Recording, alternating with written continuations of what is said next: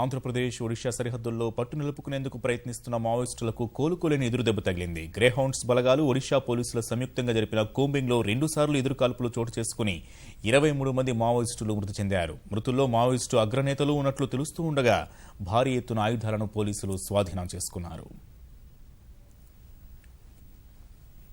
తెలుగు రాష్ట్రాల్లో దాదాపుగా ఉనికి కోల్పోయి కేవలం సరిహద్దు రాష్ట్రాలకే పరిమితమైపోయిన మావోయిస్టులు మరోసారి భారీగా నష్టపోయారు.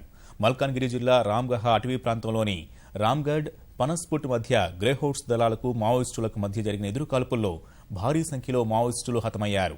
మృతుల్లో మావోయిస్టు అగ్రనేత రామకృష్ణ కుమారుడు మున్నా ఉన్నట్లు అనుమానిస్తున్నారు. మున్నా ఇటీవలే మావోయిస్టు దళంలో చేరినట్లు తెలుస్తోంది. మున్నాతో పాటు మరో అగ్రనాయకుడు ఉదయ్ మృతి చెందిన వారిలో ఉన్నట్లు భావిస్తున్నారు. కాల్పుల్లో 2 గ్రేహౌండ్ సిబ్బంది గాయపడ్డారు. వారిని చికిత్స కోసం హుటాహుటిన విశాఖ కేజీహెచ్కు తరలించారు.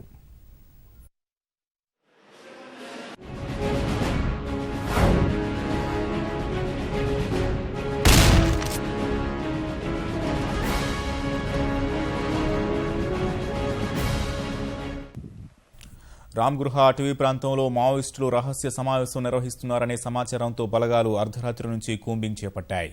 ఈ తెల్లవారుజామున రామ్గఢ్, పనస్పుట్ మధ్య మావోయిస్టుల రహస్య స్థావరానికి చేరువైన బలగాలపై మావోయిస్టులు ఒక్కసారిగా కాల్పులకు దిగారు. గ్రేహౌండ్స్ ప్రతి కాల్పులు జరిపింది.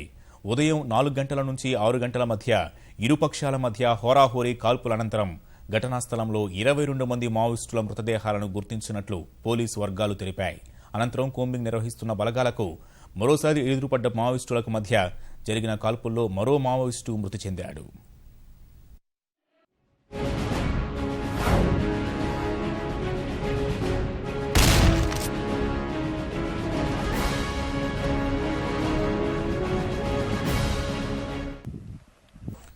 ఘటనా స్థలంలో మావోయిస్టుల డెన్ ఉన్నట్లు పోలీసులు గుర్తించారు. 4 AK-47 తుపాకులు, 4 SLRలు, 303 తుపాకులు, పెద్ద మొత్తంలో ఆయుధాలను పోలీసులు స్వాధీనం చేసుకున్నారు.